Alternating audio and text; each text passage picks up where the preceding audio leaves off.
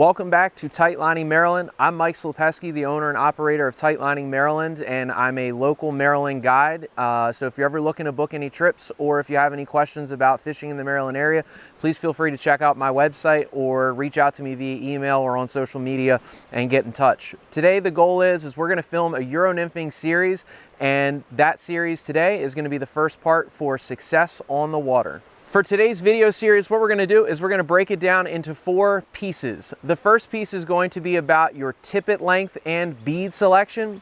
The next piece is going to be about making sure that you get a good, clean drift. After you've done that, our third component of today's video is going to be about breaking your water into quadrants. And last but not least, we're going to focus on the ABCDs of reading water.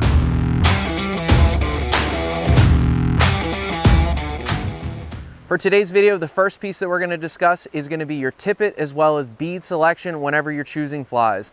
Today, what I've got with me is just a standard fluorocarbon tippet. This is 6X. I think when you're out on the water that you've got options when you want a Euro Nymph. There are some people that go, 4X, maybe even slightly more dense depending upon what you're using. Primarily for me, which is going to be the point of today's video with nymphing, is I typically carry with me anywhere from 5 to 7X, and 90+% of the time what I'm using is 6X. So with that being said, I carry around a 100-yard spool of that, and throughout the day make micro changes to either lengthen the tippet or shorten it. But make sure that you're using fluorocarbon tippet. You can pick whatever brand that you feel is going to be best for you, but ultimately making sure that you have a good quality fluorocarbon in roughly 5 to 7X that's going to allow your flies to descend and get down to where the fish are on the bottom and ultimately put you in the strike zone. So now that we've selected our tippet, now we need to make a decision on how much of it to use. A good rule of thumb when you're out on the water is just to, before you even set up, take a look at the different depths that you're going to be fishing. The run behind me is roughly about 4 feet deep. With that being said, I would take anywhere from about 5 to maybe even 6 feet of tippet, and at that point we could tie on our first or maybe first of 2 flies, and that gives us just enough tippet for the flies to get down to the bottom, compensate for some of the fact that your flies will not be directly underneath of your rod tip. So think about your situation and from hole to hole make the adjustments you need, but typically you can start with about 4 to anywhere up to 6 feet, and that should be enough to cover most water that you're going to encounter. With fly selection and Euro nymphing, it is critical that you think about what you're going to pick. However, pretty flies catch fly fishermen and not always fish. So as you're out on the stream, what you need to think about is your bead size the correct amount to get your fly down to the bottom?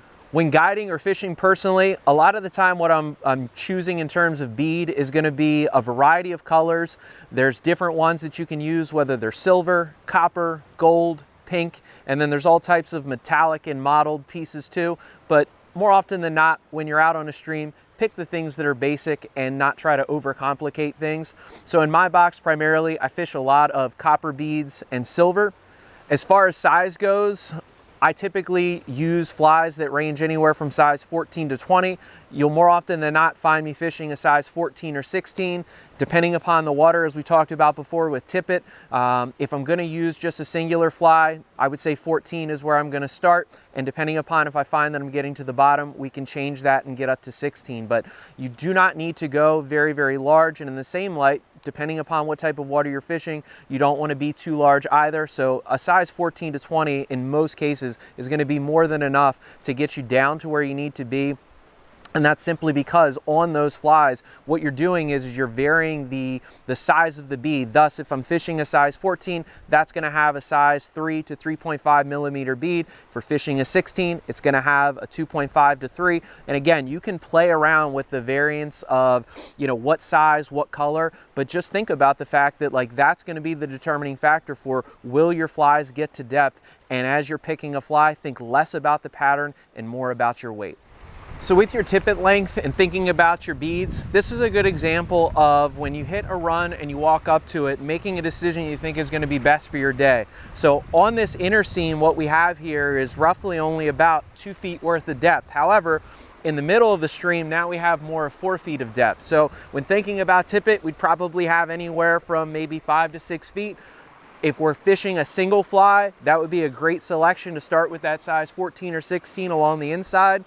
Once you get out to the middle of the stream, at that point with the faster current as well as the depth, you're probably going to want to make sure that you put on 2 flies, or one that's more heavily weighted, that 3.5 millimeter bead, or possibly a tandem nymph rig that will allow you to get down. One thing that I've noticed whenever talking with people on the stream or on some of the guide trips is that not everybody feels comfortable tying knots. That's something that you need to practice at home and make sure that you can do it until you can't get it wrong versus do it until you get it right.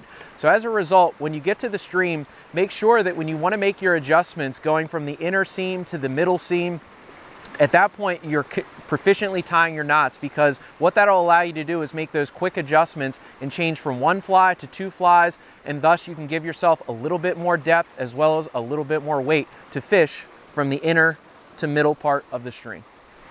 Oftentimes, one of the nuances of Euro nymphing that people struggle with is not being sure, are they getting to depth and are they on the bottom? As a result, when thinking about, am I in the strike zone or am I near the fish, you need to basically be ticking the bottom occasionally. Do not dredge the bottom and make sure your fly is just dragging along. That's not what you want. Inevitably, you're going to keep playing around with the bead sizes to get yourself to a position where just every few casts, you're ticking the bottom and making sure that you're in contact. If you're doing those things, you're going to have success on the water. As far as color of the bead goes, make sure that you're paying attention to the clues the fish are giving you throughout the day. So for example, maybe start with something a little bit more drab in the silver and or gold and copper, and then throughout the day, if you're noticing that you're not picking up fish, possibly give them something a little bit more flashy with those metallics and or pinks, and finally you can go into more of a mottled color.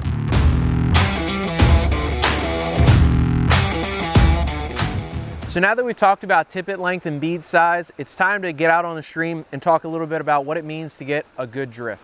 Once you make your cast, you've got to get your system in line, which means you have to lift your rod tip, you have to get your sighter just downstream of your bugs, and you have to go at the flow of the current.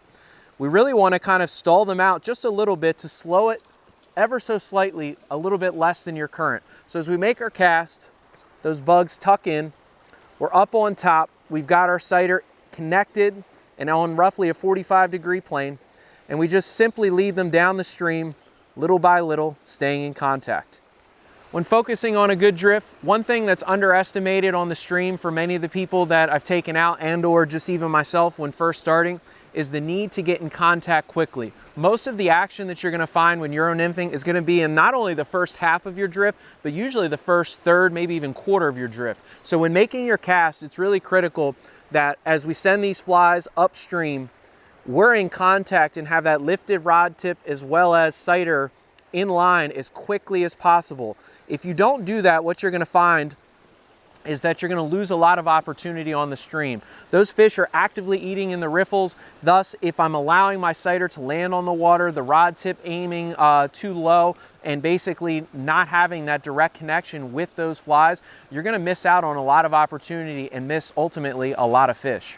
So while on the water, your pacing is really everything, and you just need to focus on, and there will be varying degrees of difference from the inner to middle to outer parts of your seam, but make sure that your flies are basically going at or slightly below the pace of the current. So we'll get a couple drifts and basically show you what I mean by that. So on this inner seam, as we make our cast, it's going to go a little bit slower because of the fact that we just simply don't have as much current. The one key component that you need to avoid is make sure that you're not pulling your flies. You do not want to basically bring them back to you too fast. Let the current do the work and ultimately just track them ever so slightly, a little slower than the seam of current that you're in. As we get out into the middle, with that being said, this water is a little bit deeper and a little bit faster. Thus, I need to make sure again that we're in contact very quickly. However, my flies are going to track a little bit faster through this seam. So just make sure that you understand you're going to have to pick up your pacing from one seam on the inside to the middle, and as a result, you're going to vary how quickly you're moving that rod downstream. And in the middle of this stream, with as fast as the run is, we have to basically pick up the speed and recovery and make up the difference. And then as we transition out to the furthest point and we get on that outside seam, and we start to fish a little bit further away, it slows down again, and as a result, we can slow down our flies and stay a little bit higher and change that pace and hopefully get it in a position where those fish are going to recognize that that's a food for them, that they have an opportunity and time to pick up on. And unlike the middle, you can kind of stall them out and really just go a little bit slower than what you would in other parts of the stream.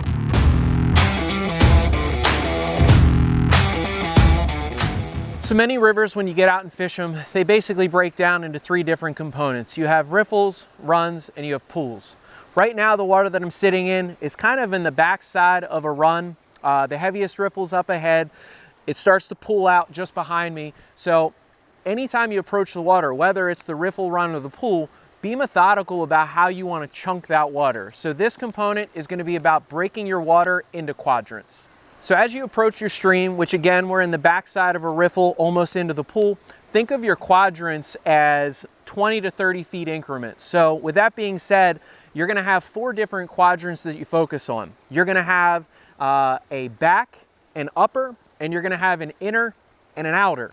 So as I first enter the water, I'm very meticulous about the way that I'm going to approach it and how I'm going to fish it. So I often start in the back side of an area that I want to fish. So I'll fish this back inner quadrant. So as a result, what I'll do is I'll make just a couple casts as I've entered the water. You know, think about trying to make as little disturbance as possible. And then this back quadrant on this inner side, this is where we'll start by working water. You know, how often or how much will you work it? Well, that's going to be seasonally dependent. You're probably going to want to work in the winter a little longer than what you will in the spring, but start in a quadrant like this back inner piece and give that a solid, you know, along the quadrants, maybe a chunk of water that you're going to give 5 to 10 good drifts, and then move a couple steps out and fish another 5 to 10 good drifts, and really work that first piece of water in your quadrant. Once you've done that and you've worked your inner back quadrant, the easiest thing to do for you at that point is to slide across the stream, because you've already fished this water. So as a result, you don't really need to make any more casts, so it's easy to wade through. Now we can fish the outer back part of our quadrant. And with that being said, again, come out, make some drifts, get on the first piece of it, make roughly 5 to 10 really clean drifts since we're in the middle of spring. Focus on that sighter that we talked about with its speed. And give yourself, again, 5 to 10 drifts in the first piece, then take a step or 2, make another 5 to 10 really clean, good, slow drifts at the pace of the current over here, and just work your way out. We just picked up a fish as we were trying to do that. Little brown trout, and he's off. So with that being said, just make sure you're methodical. Start on the inner piece and work to the outer, and with the quadrants, you can focus on the inner to outer. Since we've now fished this back quadrant, we fished the inner and the outer, and we even had that nice little brown pick up one of our flies as we were just demonstrating. The goal is next to move upstream. So as a result, we'll take a couple steps. We fish the first, 10 to 15 feet. So as we, normally would, we'll approach upstream. Now we're gonna fish the upper part of that quadrant. We'll again do it on the inside, and we'll work to the out, but all we'll do is we'll make our first roughly 5 to 10 drifts through here on the seam closest to the bank. And once we've made these drifts, again, nice and slow, pace of the current, focusing on a good clean drift, we can cast out just a little bit further on that inner quadrant up in the top side of it.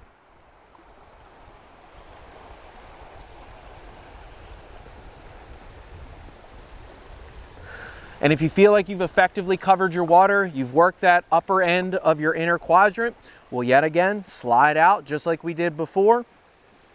Having fished all of this, you should have either A, caught fish, or B, potentially had opportunities to catch them. So we can slide out to the last piece of water that we're gonna fish in this first 20 to 30 feet. We'll make a few more casts over here. And then at that point, what you would do is you would just find your next quadrant. You would move upstream, you would find your next piece of water, and you would work that as hard as possible. When getting to the water, just slow down. You do not need to move your feet quickly. You don't need to rush your cast. Get to the back end of your quadrant, really focus on that inner as well as outer. Once you've effectively worked that, then slide up, fish the next section of your quadrant, get into that upper inner seam, and then that upper outer seam, and pick every little nook and cranny apart. You just need to slow things down, whether that's your drift, but also your feet. Be methodical, be selective, and really break water down intentionally.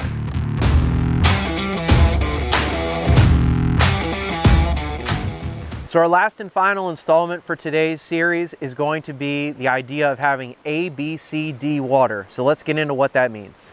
So the first type of water that you're going to encounter with A, B, C, D is going to be amateur water. So let's talk about what that means.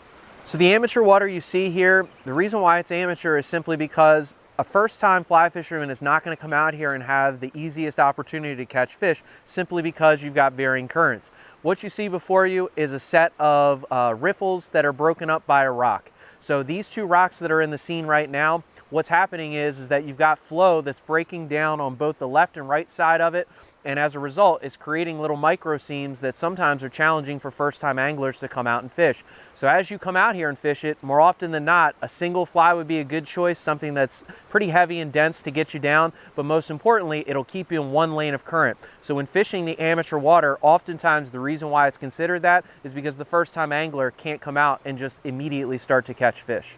Although at the head of the run, it does make it difficult to fish because of those microcurrents, there are some easier pieces, which is what makes it amateur. You have both difficult as well as easier water, and the easier water is on the inner seams and outer seams. You know, when you're getting close to the banks, that water softens up some, as well as just in front of the second rock, you'll notice that there's a soft pocket where you can get some nymphs in just a little bit more easily. So this amateur water is not always for your first timers when they're, you know, getting to the stream to try things out. This is something that's going to be a little bit more advanced, but give it a shot, try a single nymph, and you should find that you're able to pick up some fish in all parts of your run. The B in ABCD stands for beginner. This water, whenever you get to a stream, is often what most anglers would look at and say, that's where a fish is going to sit. So as a result, this one's lying behind the second rock. And this rock, what it does is it creates a softer seam behind it, and that's actually where this run particularly turns into a pool. So it's got deeper, slower water that allow for fish just to kind of sit on the bottom and pick nymphs off nice and easily. And as a result, you as the angler, when you first get to the water, you look at it and say, there has to be a fish in there. So the B is simply for beginner, and this is oftentimes where people can, in the slow water as well as with lacking currents and varied speeds, you can get in there, get comfortable, and get good clean drifts in there, and hopefully pick off your first fish of the day. The final thing to consider about your beginner water is that oftentimes this is your best place for a tandem rig. We talked about that earlier today in this series, so just remember when you're fishing two flies, sometimes what happens is they get in cross seams. So as a result, when you're in the beginning water or things right where it dumps into a pool, you can fish those two nymphs and get those flies down, but also they won't be battling each other to fight which current they're in. So when you step up to the beginner water, fish it confidently with a single fly or potentially throw on two, and you should be able to get down to depth fairly easily. So your third component for the ABCDs is going to be your seawater, which is challenging. What's challenging about this water is that it's just not deep. It's oftentimes very hard for anglers to read. When I'm out on the water, what I find most often said to me is that I walk right by this water all the time. I had no idea they're in there. So truthfully, your seawater, the challenging water, that's where your bread and butter and what can make or break your day is going to take place, is by fishing that effectively. Some of the components that make this water challenging is simply that you have multiple rocks that break up the currents, and as a result, you have 4 to 5, maybe even more different lanes of feeding opportunity for fish. So you really need to pick that water apart little by little. You also have a downed tree in here. And finally, it's just not really that deep. So oftentimes it's overlooked simply because people don't think fish are sitting in there. But the truth is, we're in mid-spring. We're getting ready to hit the summer months, and that's where fish will pick off nymphs that are being dislodged and brought downstream to them, and they'll be jetting in and out of the water, basically intercepting any food that's coming their way. So when you hit the water the next time and you see that seawater, the challenging, make sure that you focus on every little nook and cranny and getting in between rocks, underneath of the trees, and focusing on structure and the water that is often walked right by many anglers. So our last and final type of water is going to be D, which is difficult. This area that we have, what makes it difficult is what you see up above me. The difficulty here is that we have structure. Not only do we have structure, but we also have a rock and a root ball. So you have multiple things that can get in your way of casting, as well as even during your drift potentially getting hung up. So what we're going to do is we're going to demonstrate a type of cast that you can utilize in this difficult water when you have the obstructions that are going to prevent you from getting a clean cast or one of your regular strokes. And then finally, The last thing that makes this difficult is simply the depth of water. It's really only about ankle deep, and truthfully, given the fact that we're in a low water situation on this particular river, as a result, sometimes fish will travel in and out of these little pockets. And this time of year right now with the low water, it's probably not the most ideal, but it still demonstrates the type of water that many times, even if it was up just a little bit, most anglers would not take the time to try to pick apart. So let's do a bow and arrow cast into this difficult water and show you exactly what we're talking about. So let's step into position. We'll get just enough tension here to basically get our fly to be sent across the stream.